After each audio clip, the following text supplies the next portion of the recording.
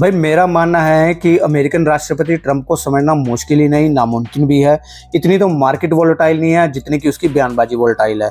देखो उसका मूड इतना स्विंग करता है कि देखो कभी टैरिफ हटाओ कभी टैरिफ लगाओ, समझ में ही नहीं आ रहा कि भाई ये पॉलिटिक्स चल रही है, टैरिफ वॉर चल रहा है या फिर कोई मजाक चल रहा है। तो दोस्तों देखो फ्राइडे को जब मैंने वीडियो बनाई थी मार्केट क्लोज होने के बाद, तो मैंने एक बोला था कि देखो मार्केट क्लोज है और 3 दिन मार्केट क्लोज रहेगी, सैटरडे संडे एंड मंडे को। लेकिन मुझे पूरा यकीन है कि ऐसा नहीं हो सकता कि जो अमेरिकन राष्ट्रपति है उसकी कोई बयानबाजी ना आए मार्केट को लेके जो कि असर डाले। तो दोस्तों देखो सैटरडे संडे एंड मंडे को मार्केट बंद थी, लेकिन फिर भी कुछ काफ़ी न्यूज़ थी जो कि शेयर मार्केट बंद होने के बाद भी फ्लोट होती रहती है और जिनका असर डेफिनेटली हमें कल देखने को मिल सकता है जब मार्केट कल ओपन होगी मंगलवार को। तो चलिए दोस्तों बात कर लेते हैं कुछ उन इंपॉर्टेंट न्यूज़ की जो कि कल जो है मार्केट पे असर डाल सकती हैं और कौन से वो शेयर्स हैं जिनके ऊपर इन न्यूज़ का असर होगा, तो वो हम डिस्कस करेंगे आज की वीडियो में। तो फर्स्ट टाइम इस चैनल पे आए हैं तो चैनल को सब्सक्राइब कर लीजिएगा, बेल आइकन का बटन दबा लीजिएगा ताकि कोई भी वीडियो कोई भी इंपॉर्टेंट न्यूज़ आपसे मिस ना हो। तो दोस्तों शुरुआत करते हैं हम इन्फोएज से। तो देखो इन्फोएज के शेयर होल्डर के लिए काफ़ी अच्छी जो है खबर है। तो दोस्तों देखो कंपनी ने जो इन्फोएज कंपनी है उसने अनाउंस किया है कि वो अपना शेयर को जो स्प्लिट करेगी और 7 मई की दोस्तों उन्होंने रिकॉर्ड डेट रखी है। अब ये शेयर जो है स्प्लिट किस रेशो में होंगे, तो दोस्तों अगर आपके अकाउंट में 7 मई तक 1 शेयर होगा तो दोस्तों उसके बदले आपको 5 शेयर मिलेंगे।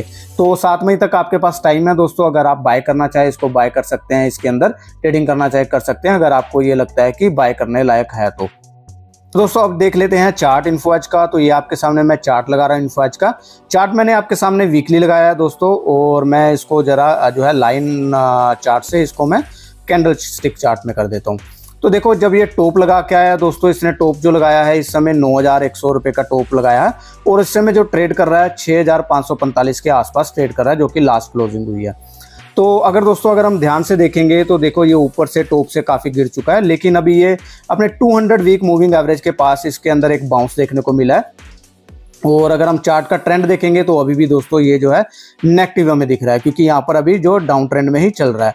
तो अगर हम चार्ट के उसके देखेंगे तो अब दोस्तों देखो अगर ये स्टॉक है यहाँ पर कहीं आसपास हमें मिल जाता है 5,000 जो 400 200 डे मूविंग एवरेज के आसपास, तो मुझे लग रहा है कि एक थोड़ा रिस्क टेकर बन सकता है, मतलब कि रिस्क लिया जा सकता है। अदरवाइज जब दोस्तों इसने ये रेंज तोड़ी थी, रेंज के बाद इसने जो तोड़ा था तो वहाँ पर 4800 के पास अगर ये मिल जाता है तो और भी बेस्ट हो सकता है। बाकी मार्केट के सिनेरियो पे भी डिपेंड करता है कि किस तरह से मार्केट का सिनेरियो रह सकता है।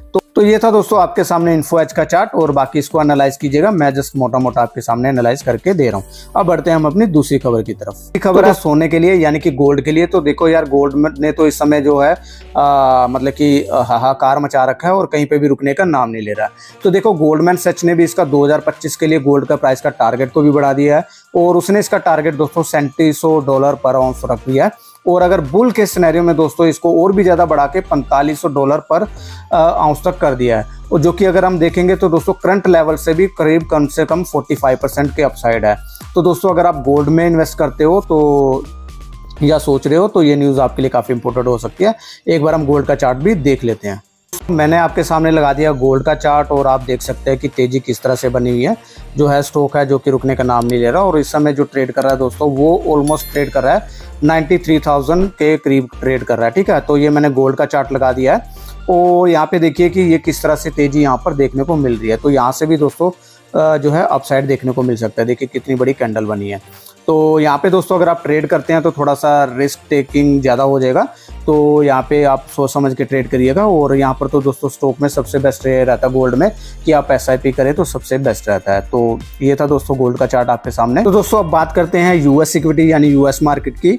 तो देखो यहाँ पे जो वहीं दोस्तों देखो सिटी ग्रुप ने है US इक्विटीज़ को डाउनग्रेड कर दिया है और उसने ओवरवेट से सीधा इसको न्यूट्रल कर दिया है। अब देखो उनका कहना यह है कि अब जो रिस्क रिवॉर्ड है उतना अट्रैक्टिव नहीं रहा और देखो गोल्ड ग्लोबल जो अनसर्टेनिटी चल रही है और जिस तरह से टैरिफ वॉर चल रहा है और इसका दोस्तों असर जो है ग्लोबल इक्विटीज और सेंटीमेंट्स पे थोड़ा नेगेटिव इंपैक्ट डाल सकता है।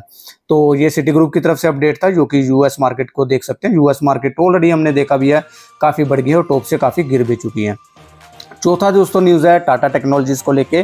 तो अगर आपके पास टाटा टेक्नोलॉजीज़ का स्टॉक है तो दोस्तों देखो इसके Q4 के जो रिजल्ट है और डिविडेंड अनाउंसमेंट है जो कि 25 अप्रैल को रहेगी। तो अगर आपके पास ये स्टॉक है तो ये डेट जरूर याद रखना। तो एक बार टाटा टेक्नोलॉजीज़ का स्टॉक भी हम देख लेते हैं दोस्तों चार्ट पे।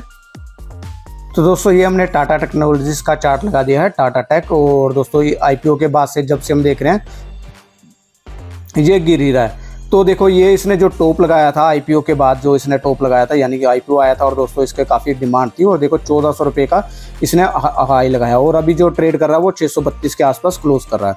तो अभी देखिए डाउन ट्रेंड में ही है, और अपने अगर मैं बात करूँ तो ऑलमोस्ट ये अपने जो है जो अपने आईपीओ प्राइस के आसपास ही जा रहा है। तो यहाँ पे भी अभी कुछ ऐसा तो कुछ रिवर्सल नहीं दिख रहा, लेकिन आप न्यूज़ इस पे नज़र बना के रखिएगा, क्योंकि धीरे धीरे करके दोस्तों ये अपने जो है आईपीओ प्राइस के पास आसपास चले जा रहा है।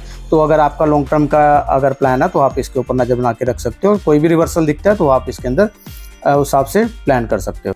तो दोस्तों अब बात कर लेते हैं पांचवी खबर, जो कि ट्रंप के मूड स्विंग से रिलेटेड है। और देखो जहाँ पर हमें मार्केट जब क्लोज हुई थी तो हमें सुनने को ये मिल रहा था कि अभी जो सेमीकंडक्टर, जो कंप्यूटर और जो मोबाइल हैं उसके ऊपर जो टैरिफ है जो कि हटा दिया है ट्रंप ने, और उसके ऊपर कोई भी टैरिफ नहीं लगेगा। और इसको देखो काफ़ी एक्साइटमेंट थी इस न्यूज़ को लेके, लेकिन अभी देखो मार्केट कल खुलनी है, लेकिन उससे पहले ये बयान आ गया कि देखो यूएस एडमिनिस्ट्रेशन है उनका ये बयान आ गया कि भी देखो सेमीकंडक्टर और इलेक्ट्रॉनिक्स पर जो है नया टैरिफ 1 महीने के अंदर आ सकता है। तो एग्जम्पशंस नहीं मिली है, उसके अंदर टैरिफ जो है उसके अंदर आ सकता है, यानी कि उसके ऊपर टैरिफ लग सकता है। कुछ नया आएगा तो ये हमें 1 महीने के अंदर देखने को मिल सकता है। दूसरा जो उनके कॉमर्स सेक्रेटरी हैं ल्यूटनिक हैं, उन्होंने भी कंफर्म किया कि दोस्तों जहाँ पे कि फार्मा को जो सबसे एग्जम्पशंस के लिए माना जा रहा था कि एग्जम्पशन मिल सकता है, लेकिन अभी उन्होंने ये भी क्लियर कर दिया कि उसके ऊपर भी टैरिफ लाने की प्लानिंग चल रही है। तो इसका इम्पैक्ट दोस्तों डेफिनेटली ग्लोबल ट्रेड और इंडियन एक्सपोर्ट पर भी पड़ सकता है। तो देखो इसमें अभी फ़ायदा क्या हो सकता है इसका फ़ायदा दोस्तों ये हो सकता है, हमें जो इसका इम्पैक्ट देखने को मिल सकता है कुछ ऐसी कंपनीज़ पे जो कि इलेक्ट्रॉनिक्स के लिए काम करती हैं, जैसे कि डिक्सन टेक हो गया, पीजी इलेक्ट्रोप्लास्ट हो गया। और उसका मुझे लग रहा है कि दोस्तों फ़ायदा ही मिल सकता है कंपनीज़ को, क्योंकि चाइना पे अगर दोस्तों कोई भी अभी भी अगर हम देखेंगे तो 20% का जो है टैरिफ अभी भी लगा हुआ है इलेक्ट्रॉनिक्स सामान के ऊपर भी। अगर वो सारा जो 145% जो उन्होंने लगाया उसको एग्जम्प्ट भी कर दे तो 20% का अभी भी लगा हुआ है। और उस केस में हमारे पास अभी 90 दिन का पोज है, तो यहाँ पे क्या हमारा जो माल है वो 20% सस्ता पड़ सकता है। और चाइना भी हो सकता है कि कुछ नए रूट तलाश करे कि उस चीज़ को अपना बर्डन को कम करने के लिए और इस चीज़ का जो नुकसान होगा उसको कम करने के लिए। तो एज ऑफ नो जो हमारे यहाँ पर जो कंपनी काम करती हैं, जैसे कि डिक्सन टेक हो गया, इलेक्ट्रोप्लास्ट हो गया, इस तरह की काफ़ी कंपनियां जो कि काम करती हैं। अगर आपको चाहिए दोस्तों उसके ऊपर मैं आपको वीडियो बना के दे सकता हूँ, पूरा एक स्टॉक उससे रिलेटेड कौन कौन से स्टॉक है, और आई होप कि मैंने बना भी रखी है, तो आप जाके उसको भी देख सकते हैं। अगर आप कहेंगे तो मैं एक पूरी डिटेल वीडियो चार्ट को एनालाइज करके बना सकता हूँ, तो आप मेरे को कमेंट बॉक्स में बताइएगा, ठीक है। तो छठी खबर है देखो जो मेहुल चोकसी को लेके, और अगर आप मेहुल चोकसी को भूल गए तो दोस्तों ये एक्यूज्ड है पीएनबी स्कैम का, जिसने कि 13,850 करोड़ रुपए का पीएनबी में स्कैम किया था। तो दोस्तों ये मेहुल चोकसी जो कि है बेल्जियम में अरेस्ट हो गया है, और रिपोर्ट के मुताबिक दोस्तों इसका जो प्रत्यर्पण और एक्स्ट्राडिशन की प्रोसेस भी शुरू हो चुका है। और अगर ये प्रोसेस अगर दोस्तों कंप्लीट हो जाता है तो दोस्तों ये एक जो है बड़ा लीगल विन होगा इंडियन एजेंसीज के लिए, और डेफिनेटली इसका असर मुझे लग रहा है कि कल इस न्यूज़ का डेफिनेटली हमें स्टॉक के ऊपर देखने को मिल सकता है। कौन से स्टॉक? पीएनबी और पीएनबी हाउसिंग के ऊपर देखने को मिल सकता है। तो एक बार मैं पीएनबी और पीएनबी हाउसिंग का स्टॉक में आपको जो है चार्ट पे देख लेते हैं।